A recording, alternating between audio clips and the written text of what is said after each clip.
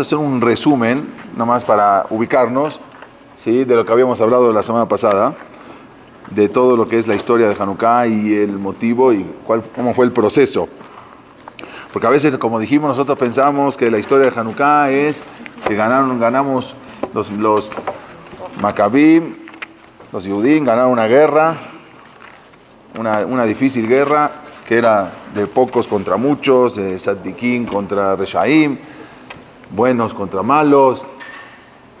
Pero sí es cierto, pero hay un proceso antes, como dijimos. ¿Por qué se dio eso? ¿Cómo se llegó a eso? ¿Y de qué manera se llegó a eso? Como dijimos, para resumir, fue porque se estaba promocionando mucho, estaba de moda, vamos a decir, todo lo que es el helenismo, ¿sí? Era algo nuevo, el imperio griego, la gente quería ver cosas diferentes. Alejandro Magno había conquistado varias partes en el mundo y él no imponía las cosas por la fuerza, sino de a poco que la gente se vaya adaptando a las costumbres griegas, que era lo nuevo, es la nueva moda, es el imperio griego con toda su idiosincrasia, con todas las cosas nuevas. Entonces la gente se iban adaptando al nuevo imperio.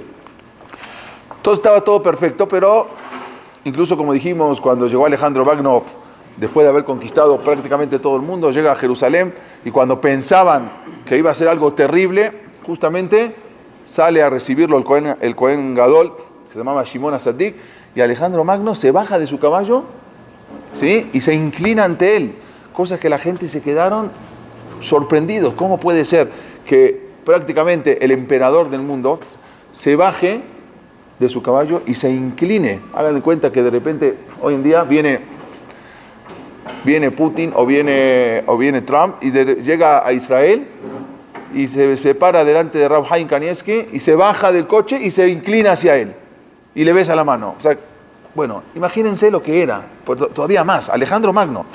Entonces, después él contó que él en cada guerra que iba a salir a pelear, una noche antes soñaba con una figura que venía vestida de blanco y le decía: vas a ganar la guerra o no vas a ganar, o no empieces hoy la guerra, o comienza mañana, o comienza la mañana, ya hoy mismo y vas a ganar. Y él le hacía caso, sin saber de quién se trataba, y tenía suerte en todo lo que le decían, o sea, tenía éxito en todo lo que le iban diciendo. Cuando llega Alejandro Magno a Jerusalén, a quien lo sale a recibir el Cohen Gadol con las ropas de Cohen Gadol, y exactamente vio lo que él estaba viendo en sueños. O sea, justamente por eso se baja de su caballo, se inclina ante Shimon HaTzadik y todo el mundo se quedó atónito. Y no solamente eso, sino que le dijo que los va a dejar seguir sin dominar sobre Jerusalén. O sea, obvio que van a dominar, pero me refiero, no van a imponer cosas y los van a dejar. Entonces, en agradecimiento a eso, como dijimos, hicieron dos cosas, se decretaron dos cosas. Uno, que todos los primogénitos, todos los niños que salían, por lo menos uno de cada familia, le iban a poner Alexander, en nombre de Alejandro Magno. Había Jajamim en la Gemara, en el Talmud, de nombre Alexander. Había Jajamim grandes, que hasta hoy en día, pero en ese momento, todos los que nacían en la vida de Alejandro Magno, se le ponía o al primogénito o a uno de sus hijos de nombre Alexander. La segunda cosa que le hicieron en honor a Alejandro Magno fue que a partir de ese momento todos los Minyan Shetarot, todos los documentos, ¿sí?, los documentos siempre generalmente se ponían en el año tercero de tal rey. Bueno, entonces a partir de ese momento pusieron en todos los documentos, cuando uno firmaba un documento, unos pagarés, entonces ahí ponían en el año primero del reinado de Alejandro Magno, y así fue, y duró 1000 años, eso mismo, es una takaná que hicieron los Ajamim, un decreto para una Minyan Shetarot, para una cuenta de los Shetarot. Eso fue en honor. Hasta ahí estaba todo perfecto. Pero dijimos, al poco tiempo, Alejandro Magno fallece muy joven, a los 34 años, y luego el imperio de Grecia se divide en 4. Entonces empiezan los problemas. Estamos haciendo un prólogo de lo que habíamos ya visto la semana pasada. Entonces, se van unas sucesiones hasta que llega como gobernador o como rey, llega Antíochus Epifanes. Dijimos Epifanes, él mismo se puso el nombre de Epifanes, que se vanagloriaba de decir que era el sábelo todo, el máximo, pero también muchos lo vacilaban. Era una persona, como dijimos, que tenía cambios de modalidades, de repente decía una cosa, de repente otra cosa. Entonces, así fue. Pero había un problema. ¿Cuál era el problema? Que el imperio griego y la cultura griega se empezó a expandir. Y dentro de Yehudá, o sea, dentro de Judea, dentro de Israel, muchos jóvenes empezaban a seguir esa cultura. Y como dijimos, incluso tenían que competir en las famosas Olimpiadas, que son las Olimpiadas griegas, y como se competía desnudo, entonces muchos tenían vergüenza al bullying que le hagan por el Brit Milá. Entonces se iban y se hacían operaciones para quitarse el Brit Milá. O sea, y empezaban, estos eran los famosos Midiabnim, helenistas, que eran los reformadores que empezaban ahora a pelear contra los religiosos, ¿sí? Entonces, y ellos tenían fuerza, eran jóvenes que querían innovar todo eso. Hasta ese momento, con toda la presión que había de Antíochus Epifanes, ¿sí? Los Yehudim nunca pensaron en rebelarse o en sublevarse, porque sabían, bueno, estamos dominados bajo el imperio griego, o el Seleucida, el imperio sirio-griego, entonces nos vamos a aguantar, no pasa nada. Pero cuando ahora empiezan a hacer presión contra la Torá, o sea, contra lo espiritual, ahí es cuando tomaron una determinación de sublevarse, y eso es más o menos lo que habíamos visto la semana pasada, para las personas que no estuvieron, entonces para entender qué es lo que vamos a seguir. Entonces, luego habíamos también dicho que sube un nuevo rey que se llamaba Ptolomeo II Filadelfo, que estamos en el año 285 antes de la era común, ¿sí? Él era, como dijimos, amante de la sabiduría. Él incluso manda a traer a varios jajamín, varios rabinos de Israel, para que le expliquen toda la Torah, le traduzcan la Torah, que fue algo que la Gemara trae como fue un día de Abelut, un día de duelo, porque la Torah no es un libro de literatura y no se puede traducir como la Torah tiene muchos secretos y muchas palabras que se pueden interpretar de diferentes maneras. Entonces manda a traer incluso al Cohen Gadol, que se llamaba Elazar Cohen Gadol. Bueno, y al final los separa en diferentes cubículos, y todos al unísono pusieron lo mismo, cambiaron ciertas cosas para que se entienda la Torah. Fue algo de providencia divina. Entonces, como dijimos, las naciones conquistadas por los griegos le daban la bienvenida a la cultura griega, porque ellos no presionaban. Entonces no es que iban contra el que no se adaptaba a la cultura, sino que de a poco iban inculcando. Todas las naciones fueron dándole la bienvenida. Los egipcios prácticamente se transformaron ahora a la cultura griega. Todo el culto de Egipto se acabó. Y los judíos también iban, como dijimos, a las Olimpiadas, y después de las Olimpiadas tenían, como agradecimiento, al terminar los ejercicios, tenían que hacer unos sacrificios a los dioses griegos, Zeus y Hércules. Así era el sacrificio, o sea, ya era Avodah Zará. Sí. ¿Hanukkah es primero que Purim o Purim primero? No. Purim ya había ocurrido entre el primero y el segundo Bet HaMikdash. Sí, el primer Bet HaMikdash duró 410 años. Luego 70 años estuvo destruido. Ahí ocurre el Maaseh de Purim. Luego, después de 70 años, se construye el segundo Bet HaMikdash. Y después de que se construyó, a los 34 años, empezó a ocurrir este Maaseh, de Hanukkah. O sea que Hanukkah, estamos hablando que fueron como 35, 36 años después del Maaseh de Purim. O sea, muy cerquita. Cerquita, bueno, pero el Maaseh de Hanukkah duró, lo que nosotros sabemos, de 8 días. Toda la historia de Hanukkah duró casi 27 años. O sea, estamos hablando entre 34, más o menos, vamos a poner un ejemplo como en 40 años después. Ya había pasado eso, o sea, como que ya había un aprendizaje, ¿no? Como que Sí, pero fue algo diferente por lo de Purim. Lo de Purim, ahí no les interesaba, ahí la destrucción no era espiritual, la destrucción era física, acabar con todo. No me interesaba si ellos se convertían o no se convertían, la destrucción era física, como en Alemania. Acá no era la destrucción física, acá nadie quería matar al pueblo judío, lo que querían era asimilarlo.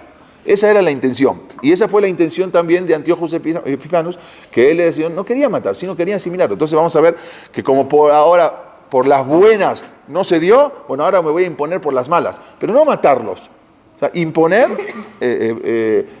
decretos por las malas, y es lo que vamos a ver. Entonces, había mandado a un, como dijimos eso, bueno, lo repetimos rápido, a un oficial de confianza que se llamaba Heliodoro para que vaya al Bet HaMikdash, y entrando se le aparece como un jinete que le pega en la cabeza, y él, en lugar de destruir, se regresa y dice que no, que dejen todo como está, que no destruyan el Bet HaMikdash. Bueno, y así, como dijimos, va pasando la historia, pero ahora resulta que empiezan a dominar los Midiabnim. Tiene tanta fuerza que empiezan a comprar el Cohen Gadol. Ya lo que era Cohen Gadol ya era algo económico. Al mejor postor se le daba la importancia para que suba como Cohen Gadol. El que asume como Cohen Gadol, en ese momento se llamaba Yohanan, que le decían Jonio, ¿sí? O sea, ya tenían prácticamente nombres también griegos. O sea, la cultura griega ya empezaba a hacer estragos en la historia de Israel. Pero no obstante, tenía un hermano que se llamaba Yoshua, que este sí era totalmente helenizado, y él soborna a Antíoco para que para que desplacen a su hermano y lo pongan a él. Este se llamaba Yoshua y le decían Jasón. Y él empezó a hacer barbaridades, no solamente eso, sino que pone un gimnasio olímpico al lado del Bet HaMikdash, ¿sí? Para que los jóvenes cuando van a Bet HaMikdash también pasen por el gimnasio y empiecen un poco a entrar en lo que es la cultura griega.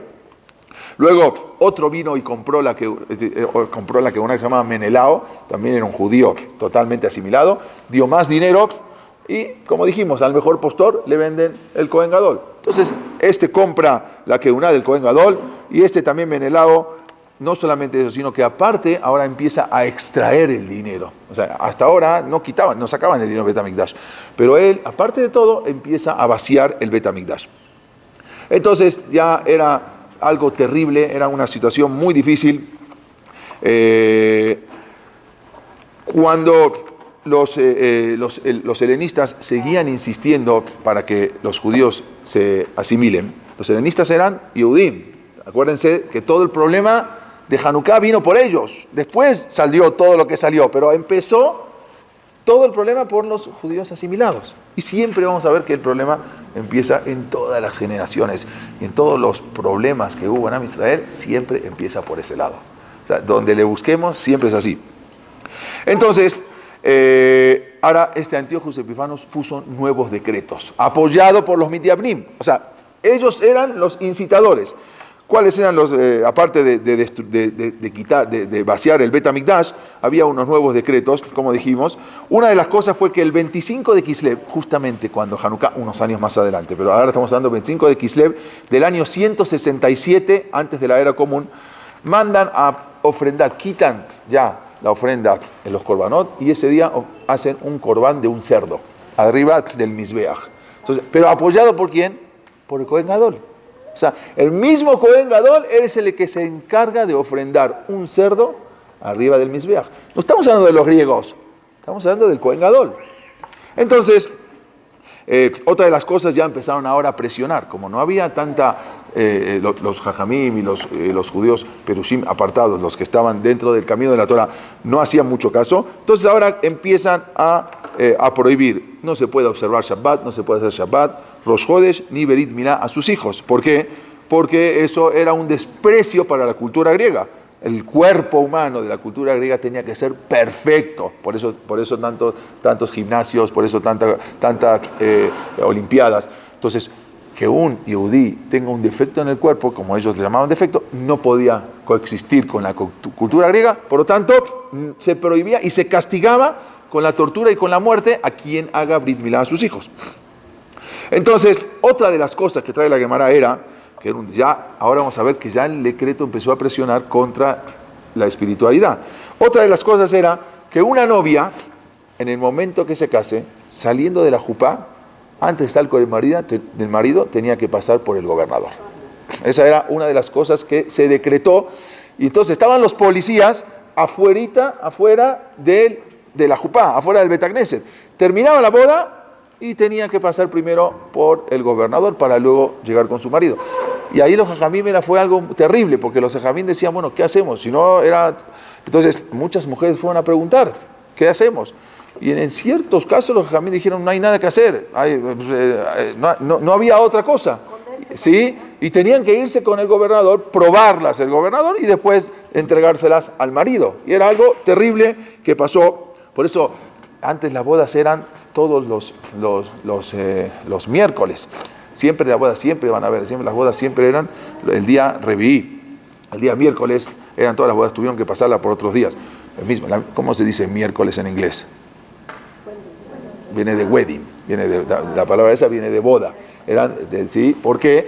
Porque eran los miércoles. Tuvieron que los jamín aceptar que había un motivo que se hacía los miércoles las bodas. ¿Por qué? Porque si el Bedín nada más estaba en el Sanedrín los lunes y los jueves. Entonces, por si el hombre estuvo con la mujer, con la esposa, y no encontró Betulim, no encontró que era virgen, entonces al otro día, el jueves, se presentaba al Bedín. Por eso era el miércoles que se tenían que casar. Pero por esto tuvieron que cambiar y pasarla por otros días. ¿Por qué? Porque los griegos sabían que todos los miércoles eran las bodas, entonces todos los miércoles mandaban a los Betacnesiot o a los lugares donde sabían que eran los días que se casaban. Entonces los jajamim tuvieron que cambiar esos días. Entonces, toda la idea era destruir la santidad de la familia judía. ¿Sí? La santidad de la familia judía. Con esto ellos querían destruirla, por eso muchos ahora empezaron a morir resistiéndose a esos terribles decretos.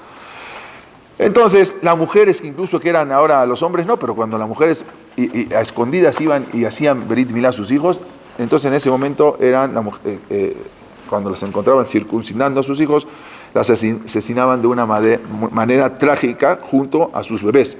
Incluso había un anciano, se llamaba Rabbi Elazar, que fue masacrado, tenía 90 años. Cuenta el Talmud, ¿por qué? Porque lo agarraron y le dijeron, no te vamos a matar, nada más come cerdo. Dijo, no, yo no voy a... O sea, y comer cerdo no está una de las 3 cosas que dicen Yarek Be'aliabor, ¿sí? Dejarse matar. Eso no, comer cerdo, comer taref.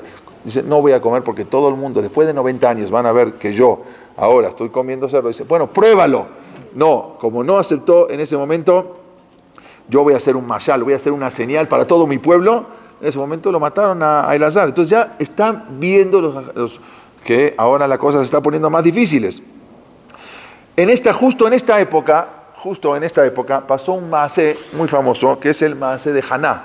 Haná con sus 7 hijos. Esta es la época del famoso maasé, que cuentan de que el César trajo a Haná con sus 7 hijos y solamente obligó a inclinarse ante una bodazara que estaba ahí, ante el dios Zeus, pusieron ahí una estatua.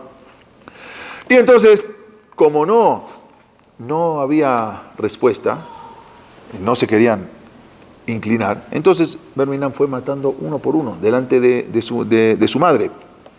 Entonces le decían, por ejemplo, bueno, apostérate, le decían, Ajija, dice, Sabu Yamin, tus hermanos iban matando uno a uno. Cuando queda el último, le dicen al más chiquito, dice, bueno, tus hermanos por lo menos vivieron la vida. Tú eres un niño chiquito, tienes mucho por vivir, ya inclínate. Entonces, Beatakatam, dice, tú no probaste la vida, todavía no disfrutaste la vida, pero Raita Top Baolam, todavía no viste lo bueno en el mundo. Inclínate al Selem, a la estatua esta que pusieron, y yo te voy a dar muchas facilidades, muchas cosas buenas. Entonces, ¿qué le dijo? Le dijo el niño, que está escrito en la Torá, Asher imloch leolam baed, Dios va a reinar por siempre. Beomer Hashem melech olam baed, dice, Beatem beterim, y ustedes el día de mañana, así le dijo el niño, el niño empezó a hablar al tú por tú con el gobernador. Le dijo, Basar Badam, tú eres un rey de carne y hueso, hoy estás y mañana no estás. Le dice el César, ve, Ajija Arugim lefaneja, tus hermanos ya están todos muertos. Bearit dice, y yo te voy a dar todo lo mejor, nada más te tienes que inclinar a la estatua esta. Entonces, le dijo, y era una discusión entre el niño y el César, que estaba, el dominador, el gobernante. Le dice, y le dijo, Ambralo, entonces vino la mamá y le dijo, ya lo iban a matar al niño. Entonces estaba Haná, la mamá, y le dijo, Ambralo y Mo, Bejayero, Sheja Kesar, tened, vení, que bueno, está, ya lo vas a matar, dame a mi último hijo y déjamelo abrazarlo, déjame besarlo.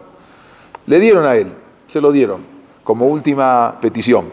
Ambralo, Bejayero, Sheja Kesar, Argen y Tejila, dijo, por favor, mátame a mí primero, ¿sí? Ve a Jarcajargo y después mata al niño, no me dejas, ya me hiciste ver la muerte de mis hijos, déjame ver primero, déjame morir primero y después a mi hijo.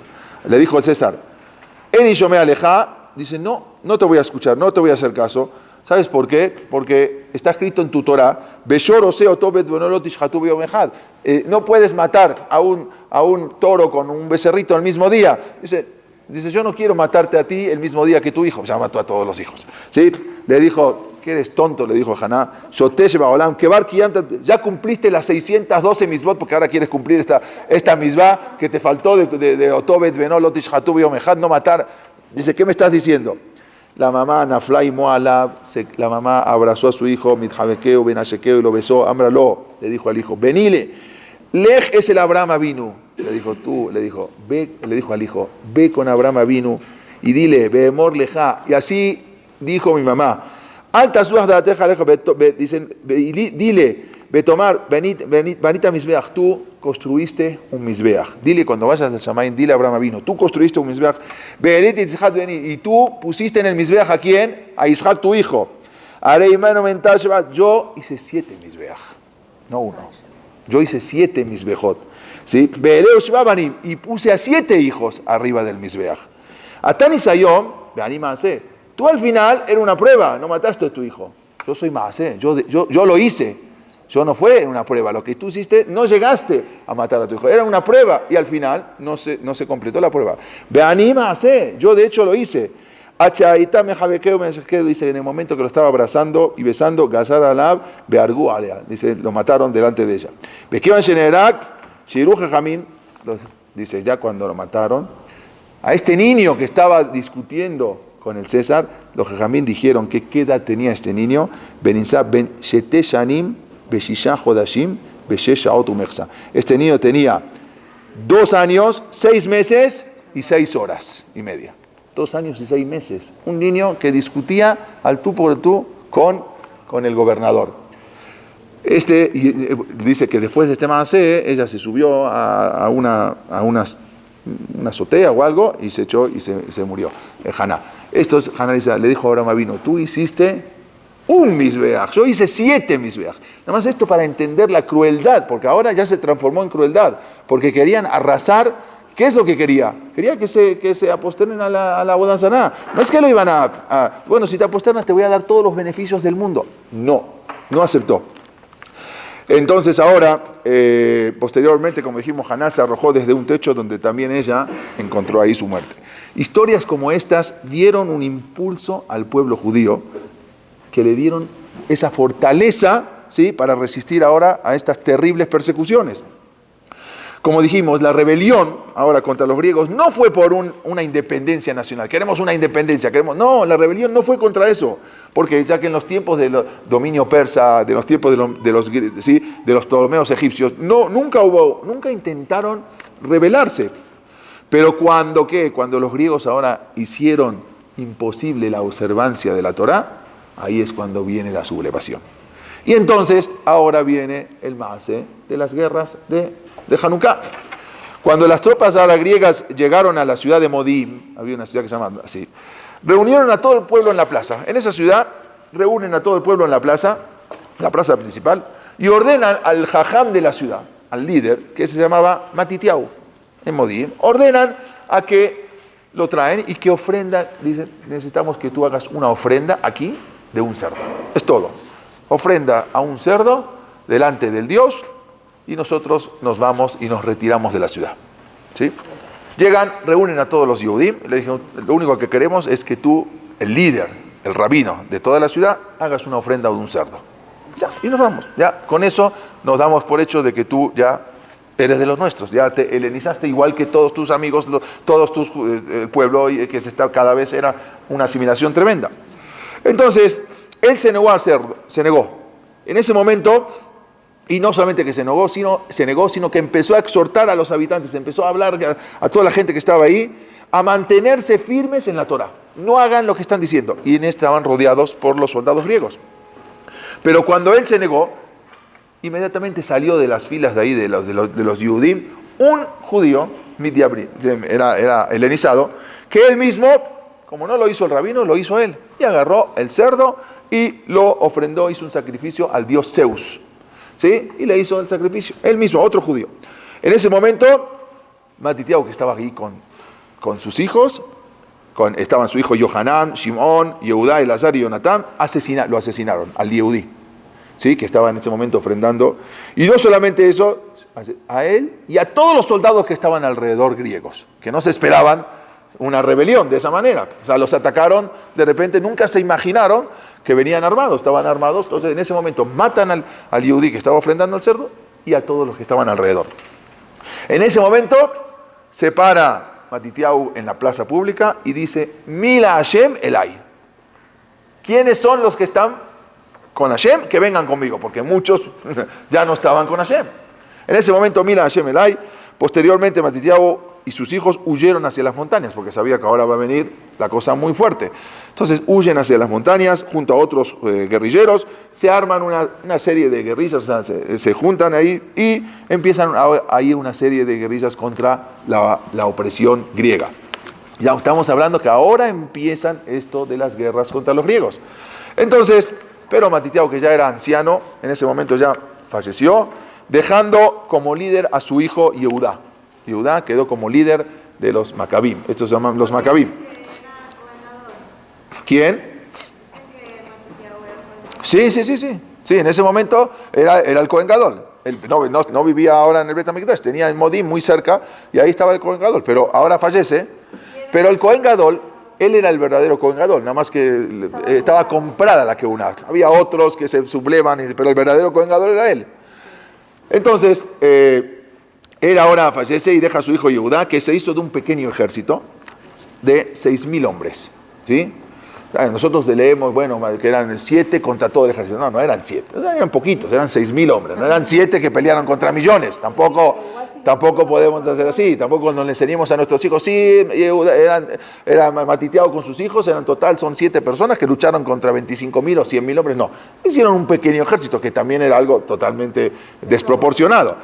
Juntan 6.000 soldados que estaban mal equipados, porque ni siquiera tenían armas. Entonces las armas que podían conseguir en ese momento, y comienzan a atacar a los griegos, y no solamente a los griegos, sino a los judíos helenizados, que estaban con el ejército griego. Entonces, los griegos ahora se percatan de esa amenaza, porque, ¿sí? Y ahora proceden a enviar tropas para aplastar al pueblo, al levantamiento judío. Pero a pesar de esa inferioridad en las fuerzas, el ejército vence a la milicia griega. O sea, este ejército mal armado, mal equipado, empiezan a vencer. Entonces, había una milicia griega que venía por un comandante, un general que se llamaba Apolonio. Y él, con todo su ejército griego, pierde en la ciudad de Shechem. Una de las guerras en la ciudad de Shechem. De la misma manera, otro ejército griego dirigido por otro general, que se llamaba general Serón, tuvo la misma suerte en otra ciudad que se llamaba Bet Jorón. Todos son alrededor de Jerusalén, de Jerusalén. En Bet Jorón también pierde. Cuando Antíoco empieza a ver, se enfurece, él no estaba en ese momento, pero se enfurece porque ve que sus tropas están cayendo. Entonces, envía contra Yehudá, contra Yehudá y sus hermanos, un ejército de 40.000 soldados. Dijo, ya, hasta aquí. Manda 40.000 soldados de infantería y 7.000 de caballería. O sea, 7.000 caballos. O sea, ya no era normal los caballos en Eretz Israel. ¿Sí? Entonces, al mando de su más destacado general, que se llamaba el general Lisias, manda a su más destacado general griego con toda esa tropa, 40.000 soldados. Lisias, ¿sí? Era su general más destacado. En esa batalla, que fue la batalla en Mizpah, ¿sí? Yehudá y sus hombres, antes de salir, cuando ya vieron que eran 40.000 soldados, caballería y todo, ya era imposible, Entonces en ese momento obliga a todos su pequeño ejército, Yehudá, a hacer ayuno. O sea, hacer tabanit. Un soldado ir a guerrear después de ayunar está más difícil. Él dijo que en este momento hay que pedirle a Akadosh Baruj Hu porque no hay manera de ganar contra todo un ejército que se viene. Esa noche los griegos se dividieron, los soldados, en unos campamentos, iban a hacer un ataque sorpresa, pero resulta que el ataque sorpresa lo hizo Yehudá con su ejército. O sea, mientras ellos estaban planeando un ataque sorpresa, ellos se adelantaron y se anticipó y los agarró dormidos. Al otro día iban a atacar los griegos, los agarra dormidos y en ese momento mata prácticamente a todo el ejército. Se escapan solamente 5.000, todos los demás fueron asesinados. Y no solamente eso, sino que ahora se hacen de todas las armas que dejaron ahí. Entonces ahora ya se empiezan a equipar, porque antes no tenían ni siquiera armas. Entonces se escapan y esa batalla la ganaron, pero no termina ahí. Al año siguiente se vuelven a armar. Y el general Lisias se vuelve a armar con una fuerza de 60.000 soldados. O sea, ya ahora venían más dispuestos a la batalla. Y no solamente eso, sino que también con 5.000 de caballería. O sea, traen 5.000 jinetes con caballos. Ya el caballo era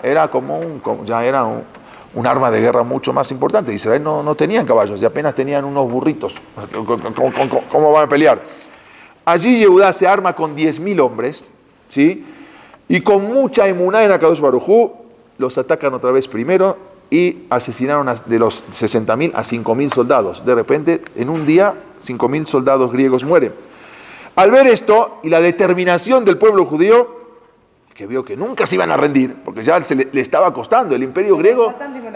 Sí, pero cuando empiezan a morir, vieron que entonces los 55.000 se escapan, ¿sí? Porque vieron que era algo que no era algo fácil de como pensaban que iban a dominar, y vieron que nunca se iban a rendir. Por lo tanto, Lisias se regresa a Antioquía con todo lo que tenía de su ejército.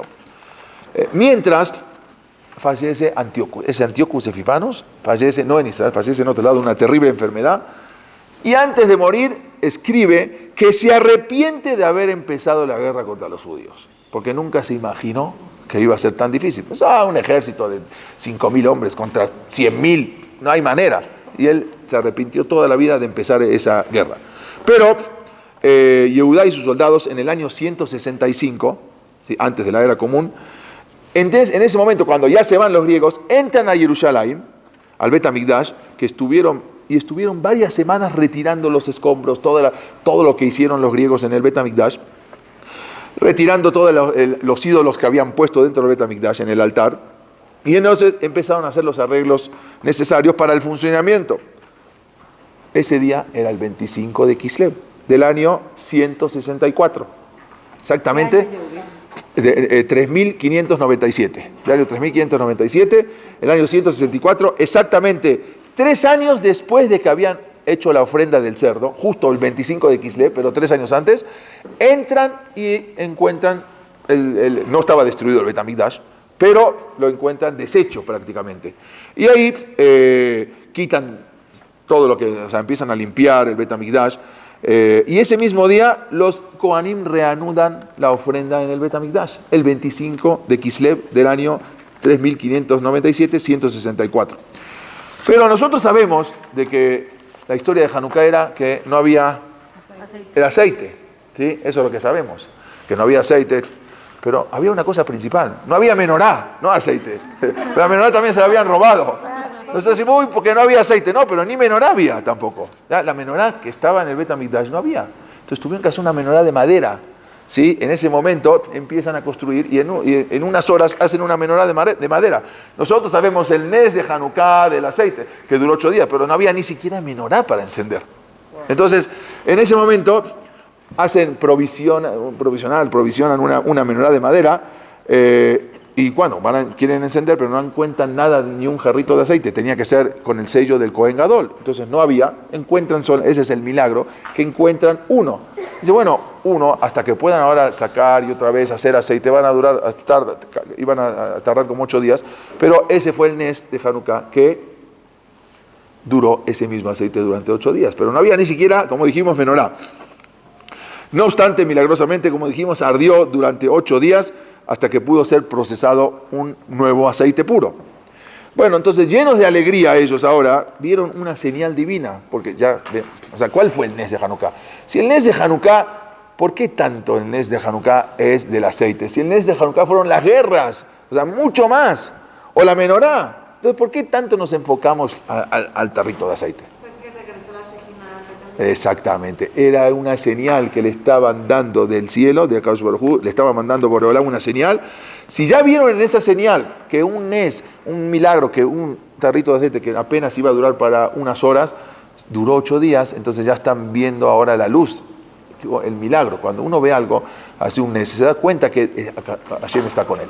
Entonces, todo lo demás sí es un milagro, pero ¿dónde nace el milagro? ¿Por qué nos enfocamos tanto en la luz de Hanukkah? Porque ahí salió todo el Nes, y después todo lo demás, claro que era un milagro, pero de ahí Dios le está demostrando que está con ellos. Entonces, justamente, el Sanedrín ordenó, ahorita ya no estaban los griegos ya se habían ido, ahora van a volver, pero de momento se habían ido. Entonces, un año más tarde, el Sanedrín ordena que se haga una festividad de Hanukkah por 8 días, para conmemorar el milagro de Hanukkah. Ahora, aunque los Hashmonaim habían reconstruido otra vez el servicio del Bet HaMikdash y cancelaron todos los duros decretos, porque ya... No, pero iban a hacer la menorá de nuevo, pero mientras hicieron una menorá de... Todo lo demás lo iban a construir de madera. Entonces, ahora, resulta que los ejércitos sirio-griegos y los helenistas todavía estaban. Entonces, volvieron otra vez, dijeron, no, esto no se queda así. Entonces, aunque ahora dominaban los Hashmonaim, pero no se quedaron tranquilos los demás. Entonces, otra vez, ahora de momento, ahora quedó Israel totalmente libre de todo, no había ninguna dominación. Entonces, ahora resulta que había Antíochus V, se llama Eufator, era hijo de Antíochus Epifanos, que subió ahora como nuevo rey en Grecia, como nuevo emperador. Envía ahora a Eretz Israel una tropa de 100.000. Dice, si 40.000 no sirvieron y 60.000 tampoco, entonces ahora voy a enviar una buena tropa. Envía 100.000 soldados, ¿sí?, para invadir Israel. Más aparte 20.000 de caballería, 20.000 caballos. Y ahora envía los tanques. ¿Cuáles eran los tanques? Manda 32 tanques. No hay tanques, sino elefantes. Ni los conocían en Israel. En su vida vieron un elefante en Israel. Imagínense, en la India se pueden ver elefantes, ¿sí?, pero en Israel o en África, en Israel nunca vieron. Y de repente mandan... Antíochus V Eufator. Era hijo de Antíochus Epifanos. Manda ahora, aparte de los 100.000 de hombres de infantería, los 20.000 de caballería, manda 32 tanques, 32 elefantes. ¿Cómo peleas contra un elefante si no hay balas para matar a un elefante? Echan una flecha y al elefante le hace cosquillas una flecha. Entonces, a ver, ¿cómo matas a un elefante? O sea, no había municiones, no había balas, no había tanques, ¿sí? Entonces, ahora era imposible. El elefante avanza y va pisando, ¿sí? Y eran elefantes entrenados. Entonces, eran los tanques de hoy en día. Todo esto era un gran ejército, igual dirigido por Lisias, que él nunca había muerto. Vuelve otra vez.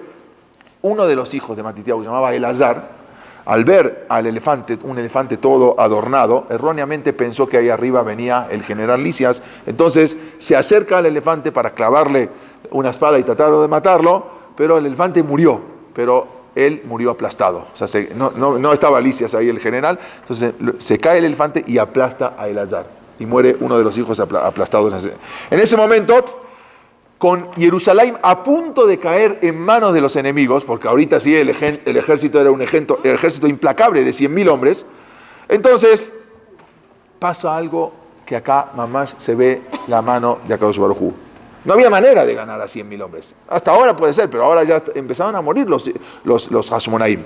En ese momento, el general Lisias le llega una noticia que hubo una revuelta en Antioquía, en Turquía, una revuelta contra Antíochus V Eufator. Entonces él escuchó que había una revuelta, entonces necesitaba regresar a salvar a su emperador. Entonces ordena a su ejército que se retire.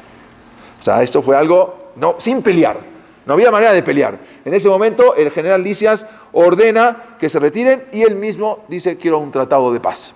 Ya no quiero seguir peleando. Pues ya traían 100.000 hombres, ya estaban acabados. En ese momento él ordena un tratado de paz contra los judíos para poder regresar a su capital.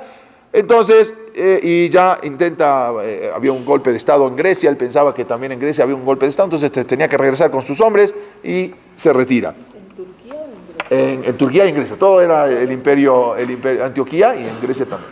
Entonces, a raíz de lo de Turquía, entonces pensó que había un golpe de Estado en Grecia, entonces se tiene que volver. Y para eso él firma un tratado de paz con los judíos. Y otra vez se calmó. Este Antíoco V, sin embargo, no gobernó por mucho tiempo. Su tío, de Antíoco V, se llamaba Demetrio Soter. Él era hijo de Antíoco, del otro, de Epifanos.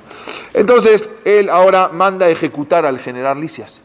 ¿Por qué? Porque hizo la paz contra Yehudá. Con Yehudá. Su tío que se llamaba Demetrio Soter, él manda a matar a Lisias por haber hecho la paz con los judíos. Y entonces se proclama rey de Siria y ahora el nuevo monarca no reconoce el tratado de paz y él vuelve otra vez y comienza otra vez el ataque contra judíos. O sea, todo el Maaseh de Hanukkah que nosotros pensábamos que esto, no, duró todo esto, estamos hablando casi entre 27 años que duró. Toda la revuelta, que no era una cosa, volvían, iban y volvían, era algo tremendo. Entonces, ¿Y quién generaba todo esto? Los Midianim. O sea, los Midianim, cuando se veían, otra vez iban y traían al ejército griego. No se quedaban, o sea, ellos querían imponer el helenismo en Israel. Entonces ahora los Midianim vieron la oportunidad de otra vez de aplastar a Yehudá Macabí y convencieron al nuevo rey de invadir otra vez Israel. O sea, Israel ya tenían un tratado de paz, pero los mismos judíos, Midianim, asimilados, estaban destruyendo el tratado de paz. Ellos mismos volvieron a traer. Estos helenistas entran a Israel y matan a los dos grandes jajamim de ese momento. Se llamaba Yossi ben Yoezer y Yossi ben Yohanan. Figuran en el Pirkei Avot. Eran los líderes del pueblo judío y los asesinan. Entonces, ahora el rey envía, por la insistencia de los Midianim, envía a un general, se llamaba Nicanor.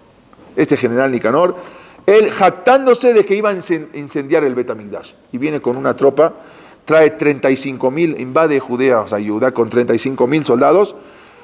Sin embargo, 3.000 solamente hombres de Judá le ganan la guerra a 35.000. Eso también lo que decimos en el rezo, que poquitos ganaron a muchos. Esa batalla tuvo lugar el 13 de Adar del año 161. Justamente el día de Tanit de Purim. Ahora vamos a ver. Enojado Nicanor, ¿sí? de la resistencia, él prometió arrasar el Bet HaMikdash. Dijo, lo que sea, yo voy a destruir con mi ejército el Bet HaMikdash. Pero resulta que a Nicanor, cuando llega él también pierde su cabeza, o sea, lo matan a este general Nicanor en el año 161. Y los Hashmonaim, ¿qué hacen con este general? Para que aprendan, lo cuelgan su cabeza en la puerta de Jerusalén y los dedos y los pies de Nicanor en los portones también de Jerusalén. Lo separan y lo cuelgan. ¿Sí? Esta fecha fue una fecha de una victoria que fue justamente, como dijimos, en Purim. Fue festejada durante mucho tiempo. ¿Sí? En Israel se llamaba Yom Nicanor, el día de Nicanor. Es conocido, también lo relata el Talmud. Entonces, finalmente, y en ese momento los Hashmonaim firman un tratado con Roma. El tratado existe todavía, está el tratado en Roma que firman los Hashmonaim para que Roma los venga a ayudar, porque Roma todavía no entraba en Israel. Estamos hablando que ahora era el imperio griego, los romanos todavía eran una potencia que se empiezan ahora a crecer, pero no eran la potencia mundial era Grecia.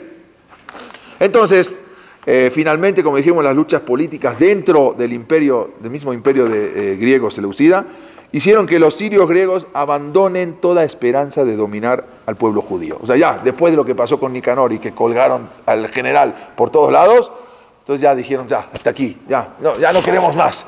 ¿Sí? Todo lo que hacemos, salimos perdiendo. En ese momento, como dijimos, pero al poco tiempo manda un ejército de 20.000 hombres, antes Nicanor, pero también, como dijimos, van perdiendo, van todos con la ayuda de Boreolam,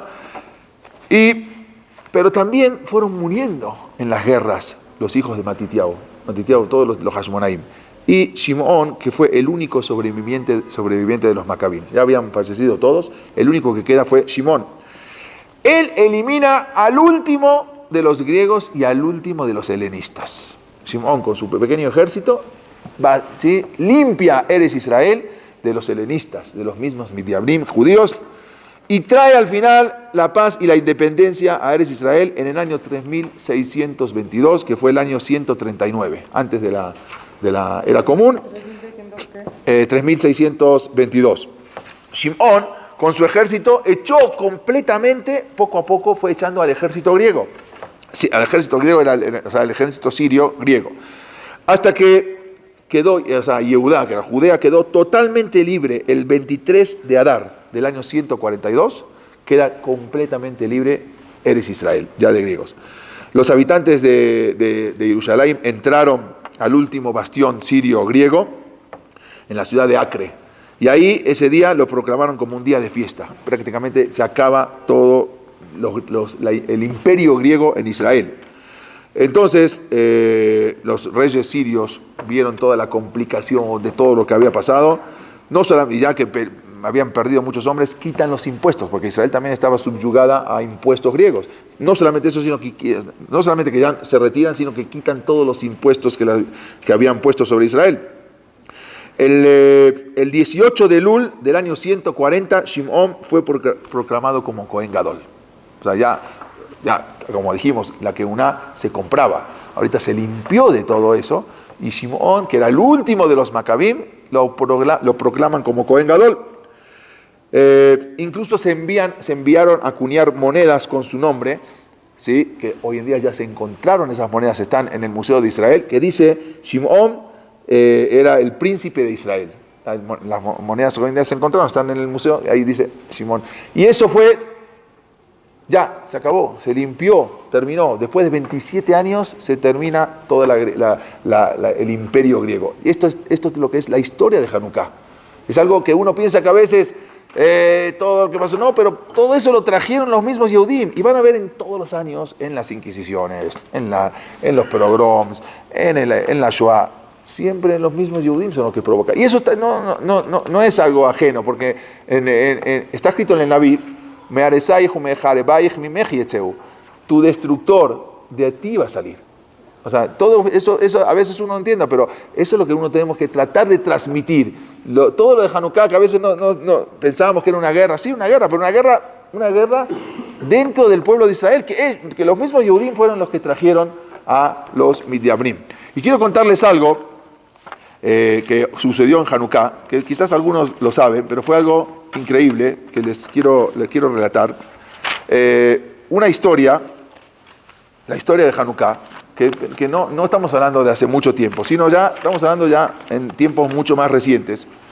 Resulta, para que vean lo que es, porque la Hanukkah, ok, terminó Hanukkah, pero tenemos que saber que ese día queda. O sea, hay ashpa'á, hay una influencia en el día. Cuando hay una cosa buena, y lo mismo para cosas malas, pero cuando hay una cosa buena de ese día, esa influencia sigue, y esa luz permanece para todas las generaciones. Por eso siempre en Hanukkah ocurren Nisim, siempre en Hanukkah pasan cosas buenas. Y por eso en Tisha B'Av también ocurren cosas malas, porque la influencia queda para todas las generaciones.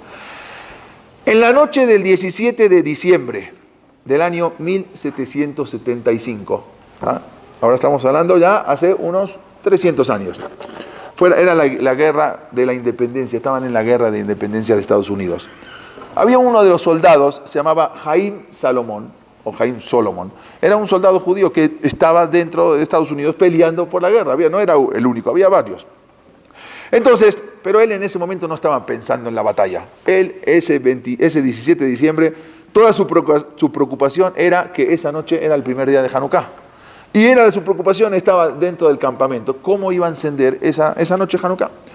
Entonces, para eso, esperó a que todo el batallón se durmiera en el campamento. Entonces, estaban peleando por la independencia. Era exactamente en un lugar que se llama Valley Fork, en Pensilvania. Cuando se duerme todo el batallón, cuando él pensó que ya nadie lo observaba y todos estaban durmiendo, saca una Hanukkah que le había regalado su padre para llevarse a la guerra, y en ese momento empieza a encender la primera vela. Entonces, mientras Haim Salomón, él cumplía con la misbah, Pensó que quizás, él había pensado que quizás este pudiera ser el último día de su vida de Hanukkah, porque ya estaban prácticamente dominados por el ejército británico y ya no tenían, eran mucho menos el ejército de Estados Unidos contra los británicos, estaban en minoría de fuerzas. Entonces los ingleses ya estaban prácticamente sobre ellos. Y ellos tampoco no tenían armas. En ese instante, cuando él estaba agradeciendo a Kadosh Baruj Hu y recitando las Berajot, alguien le pone la mano en el hombro. En ese momento, en ese instante, de pronto, como dijimos, le dice, ¿qué estás haciendo? ¿Qué acaso eres un espía? ¿Estás prendiendo las velas para que nos vean y nos vengan a atacar? Entonces, quien le gritaba en ese momento no era otro que el comandante de nombre George Washington. Era un comandante en ese momento que estaba, no era presidente, era comandante.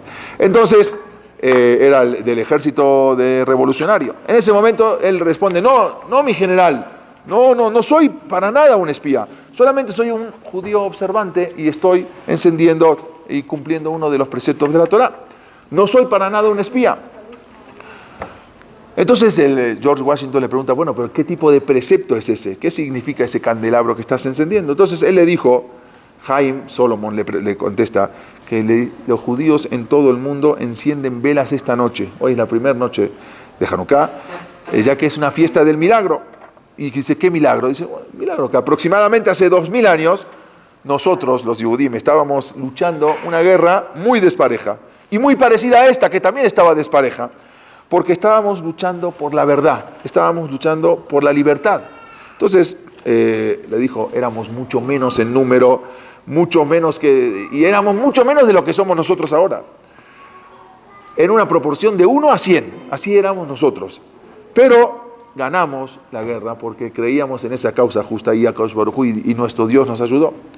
Entonces, le dice Haim Salomón a George Washington, usted también, mañana, vamos a ganar. No se preocupe, general, mañana le dio fuerza, mañana. Y Dios nos va a ayudar de la misma forma que nos ayudó hace 2000 años. El general en ese momento permaneció en silencio, mientras lo miraba incrédulo. Pero luego de unos instantes le dijo el general, le dijo, tú eres un judío, eres de la nación de los profetas. Voy a tomar tus palabras, le dijo el general George Washington. Voy a tomar como si fuera que las pronunció un profeta judío. El general estrechó la mano de Haim Salomón y en ese momento desapareció en la oscuridad. Al día siguiente, ya sabemos la historia, las fuerzas del general Washington increíblemente vencieron a los británicos. Algo impresionante. Y se declara al poco tiempo la independencia de los Estados Unidos. Entonces, también, cuando fue la declaración de la independencia, se declaró que todos los ciudadanos son iguales y tienen los mismos derechos. Posteriormente, al poco tiempo, el general George Washington se convierte en el primer presidente de los Estados Unidos. Haim Salomón, él sobrevivió a la guerra y retornó a su hogar en Brom Street, en Nueva York. Algunos años después, más tarde, Haim Salomón estaba prendiendo las velas de Hanukkah una noche. Ya, acabó la guerra. En ese momento, él estaba junto con su familia observando tras la ventana las velas de Hanukkah que brillaban. Y en ese momento alguien golpea la puerta de su casa. Ya había pasado la guerra. Haim Salomón se levanta a abrir y se queda atónito al ver en la puerta que se encontraba un grupo de oficiales del ejército junto al primer presidente de Estados Unidos, que ya era George Washington. Lo hizo pasar y el presidente le dijo, quiero tomar la palabra. Le dijo, veo que sigues tus tradiciones judías, porque lo que me habías enseñado. Le dijo, feliz Hanukkah, si mal no recuerdo, ese era el nombre que me habías comentado, que se llamaba esa tradición de ustedes. Entonces, le dijo, no te asustes, estamos aquí, te quiero entregar un presente. Uno de los oficiales pasa al frente, saca un pequeño estuche de terciopelo y se lo entrega a Haim Salomón. Él lo abre mientras no salía de su asombro. Toma la cajita, lo abre y allí encuentra una medalla de oro. Al tenerla en sus manos, en la medalla estaba grabada una imagen de una menorá, junto a unas palabras que decía, una muestra de gratitud por la luz de tu vela, con admiración, George Washington. Y le regala a Haim Salomón esa medalla. Entonces, resulta que el señor Salomón le dijo el presidente le dijo: señor Salomón, usted no sabe lo que hizo en Filadelfia hace unos años. Continuó diciéndole: esa noche, le dice el presidente, yo no podía dormir, pues creía que ya no teníamos ninguna chance de ganar, ya no había manera de ganar a los británicos. Había pensado que era mejor rendirnos. Justo esa noche estaba a punto de rendirme, le está diciendo ahora el presidente, ya que no teníamos municiones, prácticamente suficientes municiones, y solo contábamos con un reducido número de soldados, la comida era insuficiente, hacía mucho frío, no había manera de pelear. Cuando vi a los soldados durmiendo en la intemperie, con el frío, un frío intenso, pensé que ya no había más nada que hacer.